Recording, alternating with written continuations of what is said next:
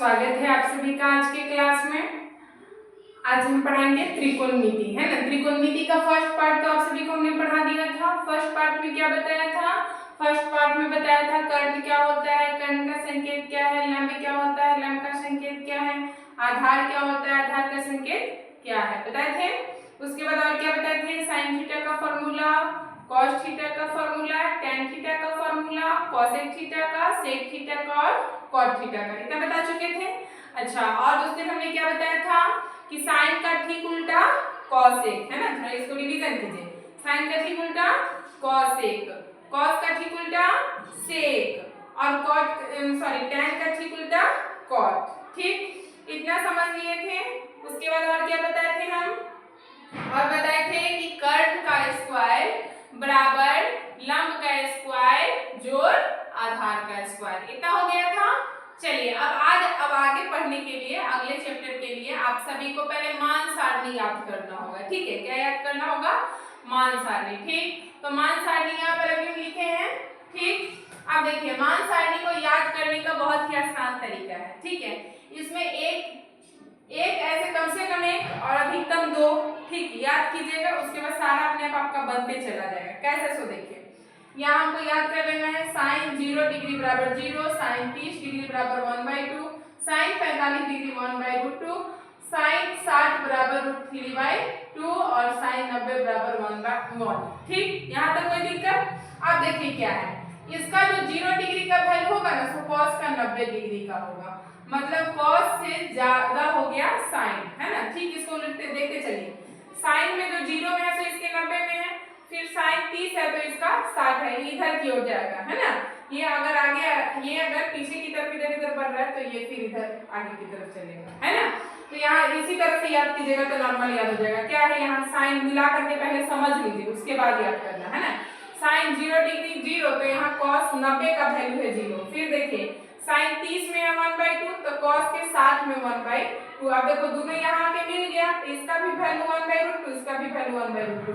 फिर देखिए साइन 60 का है √3/2 तो cos 30 का है √3/2।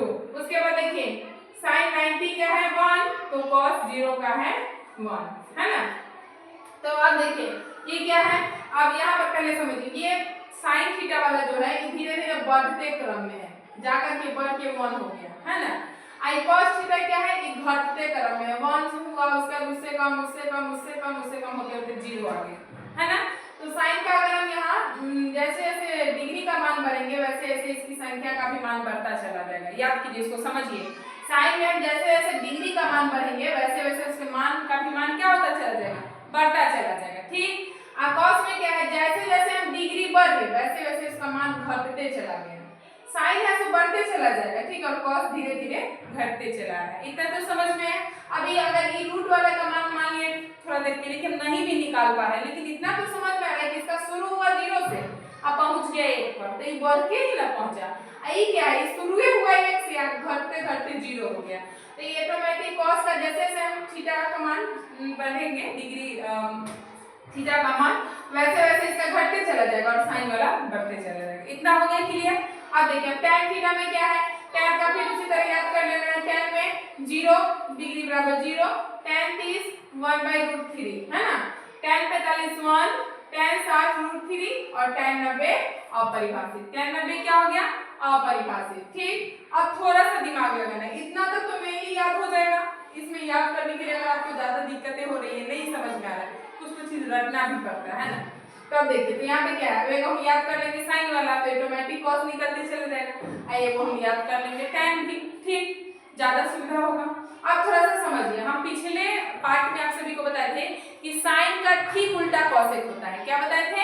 साइन का ठीक उल्टा कॉसेक होता है। तो देखिए यहाँ 0 है, साइन 0 बराबर 0 है ना, तो इसका ठीक उल्टा हो जाएगा अपरिभाषित। क्या हो जाएगा? अपरिभाषित। अब देखिए यहाँ है साइन 30 का 1/2 है, तो 1/2 को अगर उल्टेंगे तो 2 ऊपर चला जाएगा 1 नीचे, मतलब 2/1, तो यानी 2। तो देखो कोसेक 30 का मान कितना है, 2 है।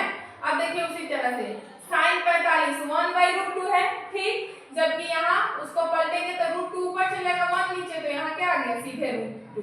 ठीक, उसी तरह यहाँ 2 ऊपर चला, मतलब साइन 60 का वैल्यू है √3/2, तो यहाँ कोसेक में आते आते 2 ऊपर और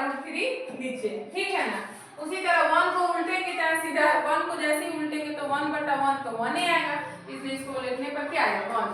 फिर अब देखिए उसी तरह cos का ठीक उल्टा सेक, ये बताए थे ना हो। तो अब देखिए cos का ठीक उल्टा है तो 1 को इसके बटा में कुछ नहीं मतलब क्या छिपा हुआ रहता है 1, तो यहाँ पर हम क्या किए 1 को अगर पलटेंगे तो क्या आ जाएगा 1 ही आएगा।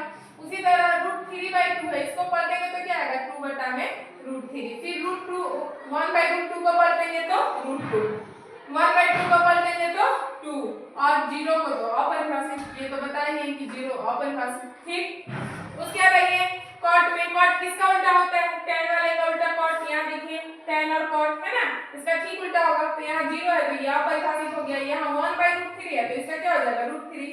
उसके बाद क्या है यहाँ 1 का उल्टा तो 1 ही होता है।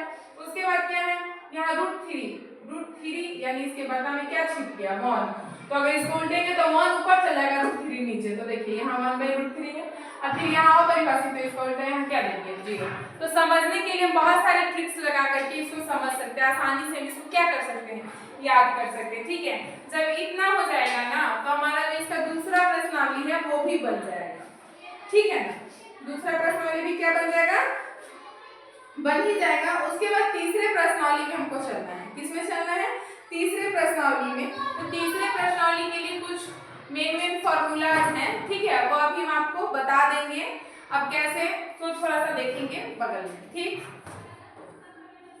देखिए अभी हम क्या बताए हैं कि एक याद कीजिए यहाँ sin theta into cosec theta, इस सूत्र हो गया 1, sin theta into cosec theta बराबर क्या हो गया 1, ई याद हुआ।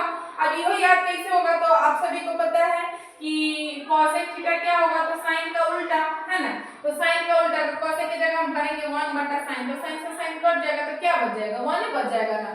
तो बस कुछ नहीं है, ये नया फॉर्मूला कुछ नहीं है, बस पीछे वाले से ही इसको एक नया लिख करके बता दिया गया, ठीक है, ताकि आपको आसानी से समझ में आ सके, और कुछ दूसरा नया नहीं है। ठीक, तो अब इसको भी देखिए, अब इसको हम लिख क्या सकते हैं तो समझने के लिए देखिए sin थीटा इंटू में है बराबर के बाएं साइड है ना, तो दाहिने साइड जब जाएगा cosec तो क्या हो जाएगा भाग में, इधर गुना में है ना तो बराबर किधर आएगा तो क्या आ जाएगा 1 के भाग में आ गया ना। इसी तरह से हम cosec बराबर बना लेंगे। ठीक, समझ में आ गया, तो ये बना लीजिएगा, या हम यहाँ बना के लिख ही दे रहे हैं cosec थीटा बराबर क्या हो जाएगा 1 बटा में sin थीटा, क्योंकि sin इसके गुना में है तो बराबर किधर आएगा तो किस चीज में आ जाएगा भाग में जाएगा। उसी तरह से नेक्स्ट सूत्र क्या होगा, तो अब हम नेक्स्ट सूत्र लिख दे रहे हैं cos theta into sec theta बराबर 1, और उसी तरह हो जाएगा tan theta into cot theta बराबर 1। समझ में आई कि नहीं, कैसे वन है सब पीछे ही बता दी कि इसका उल्टा इसके बराबर होगा, तो उल्टा जैसे ही रहेगा तो एगो रहेगा cos है, एगो रहेगा इसका मान 1 बटा cos, उल्टा का मतलब यही होता है cos से cos कट के 1 हो जाएगा। उसी तरह tan का उल्टा होता है cot, इसका मान 1 बटा tan रहेगा, बस tan से tan काटेंगे तो 1 हो गया। समझ में आ रहा है कि नहीं, तो ये फार्मूला कहीं अलग से नहीं आ गया, ठीक, वो पहले हम जो समझाए थे वही। ठीक है, चलिए अब इसमें दो नया है फॉर्मूला दिए हुए, एक क्या है तो tan थीटा बराबर दिए हुए हैं, क्या दिए हुए हैं tan थीटा का सूत्र होता है sin थीटा बटा में cos थीटा, tan थीटा बराबर क्या गया sin थीटा बटा में cos थीटा। अब दिमाग में लगाओ, tan थीटा का अगर ये फॉर्मूला है तो cot का क्या होगा तो इसका ठीक उल्टा, तो cot थीटा बराबर क्या हो जाएगा बोलिए, तो यहाँ नीचे cos है तो cos ऊपर चल जाएगा और ऊपर sin है तो sin नीचे आ जाएगा। समझ में आया कि नहीं है, इतना तो समझ ही रहे हैं कि cot tan एक दूसरे का उल्टा है। ठीक, चलिए अब आगे आइए, अब आगे भी यहाँ पर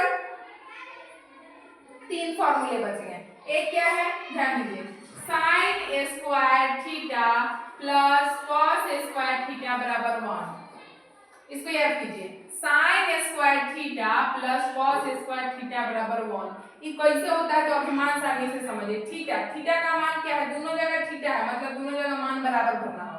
ठीक, तो यहाँ अगर हम थीटा बराबर लेते हैं 30 डिग्री, ठीक, क्या लेते हैं 30 डिग्री, कोई दिक्कत है यहाँ पर, तो थीटा बराबर हम 30 डिग्री लेंगे तो इसके लिए भी 30 और इसके लिए भी 30। ठीक, मन में सॉल्व करो या अपने कॉपी पे देखो, तो यहाँ sin 30 के बदला कितना है 1/2, और यहाँ कितना है √3/2, तो यहाँ अगर हम ले लिए sin, कैसे है सूत्र को साबित करके बता रहे हैं, समझ में आया कि नहीं। यहाँ पर क्या हो जाएगा, थीटा की जगह हम अपने मन से कुछ भी भी मान सकते हैं, हम यहाँ 30 माने, आप लोग 45 60 90 करके तो निकाल सकते हैं। ठीक है, ऐसा नहीं है कि जो बता रहे हैं हम उसी पे बस बनेगा, यहाँ भी और भी है इसमें बन जाएगा। तो यहाँ क्या हो जाएगा cos स्क्वायर 30 डिग्री, है ना। अब देखिए यहाँ पे क्या होगा, sin 30 का वैल्यू क्या होता है 1/2, तो 1/2 का क्या करना है, स्क्वायर है तो स्क्वायर कर दिए।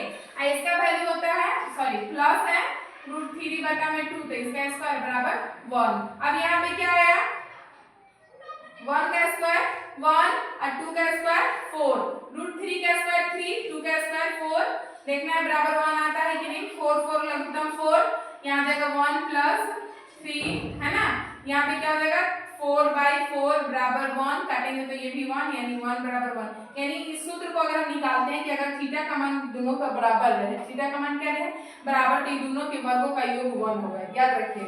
यहाँ अगर थीटा का मान बराबर है तो दोनों के वर्गों का मान का योग क्या होगा, वर्गों का योग जो होगा वो क्या होगा, तो 1 होगा। सत्यापित हो गया सूत्र, कैसे हुआ इसको समझ लिए। अब चलिए आगे चलें।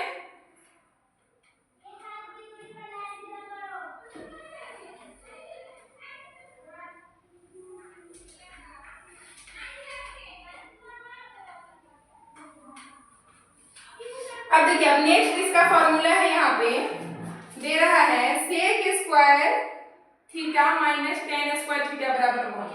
sec square theta minus tan square theta बराबर 1। देखिए कोई भी फॉर्मूला आप समझ तो बन ही सकते हैं, जब उसको कुछ बनाइएगा, है ना, कुछ उसके एग्जांपल्स बना के देखिएगा तो आपको आसानी से समझ में आएगा। तो इसमें भी क्या है कि अगर सेक और tan किसको किसको देखना है, तो सेक वाले और tan वाले अगर थीटा का मान समान हो, ठीक, तो सेक के मान के स्क्वायर में से अगर हम tan के मान का स्क्वायर घटाते हैं तो दोनों का अंतर कितना होगा 1। ठीक, ये समझ में आ गया। उसी तरह से cosec का ले लीजिए, तो क्या है cosec square theta minus cot square theta बराबर क्या हो गया 1। इतना ये फॉर्मूला जो है इसको आप साबित करके देख सकते हैं। जितना भी पीछे बताएं उसके रिवीजन को सुनिएगा ना तो ऑटोमेटिक आपको सब आसान लगने लगेगा। ठीक, अब इसके अलावा इतना से आपका 2 चैप्टर का काम चल जाएगा, एक इतना से चल जाएगा और दूसरा इतना से चल जाएगा। ठीक, 2 चैप्टर का काम इतना ही में हो जाएगा, बस थोड़ा सा दिमाग लगा के उसको समझना है। कुछ मैथ अगर आपको नहीं समझ में आ रहा है तो उसको भेजिएगा क्वेश्चन, तो हम ऑटोमेटिक उसको सॉल्व करके आपको फिर बता देंगे। ठीक है, पूरा का पूरा एक्सप्लेन कर देंगे। और क्या है, अब जो कुछ फॉर्मूलाज और बच गए जो तीसरे चैप्टर को बनाने के काम में आएगा, है ना, त्रिकोणमिति का, और बस वो बताने के बाद पूरा का पूरा त्रिकोणमिति चैप्टर आपका समाप्त हो जाएगा। ठीक है, तो आज के लिए हम इतना ही रहने देते हैं। इस दोनों को बढ़िया से समझ करके और तब याद कीजिएगा। ठीक है, ये नहीं कि बस रटने लगे तो कुछ याद ना होगा। ठीक, पहले इसको बढ़िया से समझिएगा जितना हम समझाए हैं, उसके बाद पुनः इसको समझिएगा कि क्या इजी है कि नहीं है इजी, है ना। और सब जो है वो पिछले पार्ट से ही रिलेटेड है। अगर आप पिछला पार्ट नहीं देखते हैं तो आपको ये नया पार्ट भी कुछ समझ में नहीं आएगा, है ना। इसके लिए पहले जरूरी क्या है, पहले पिछला पार्ट देखिए, क्योंकि वो उसका मेन आधार तो वही बताए थे ना हम, और आज तो बस उसके आगे बताए हैं। तो पहले पिछला पार्ट का ध्यान कीजिए, उसके बाद आज वाला पार्ट देखिएगा तो समझ में आएगा। और नेक्स्ट दिन डालेंगे जब अगला पार्ट, तो उसके बाद ये चैप्टर खत्म हो जाएगा। उसके बाद जो कुछ क्वेश्चंस आपसे नहीं बनेंगे इतना बताने के बाद, तो हम उसको फिर बना करके बढ़िया से एक्सप्लेन कर देंगे। ठीक है।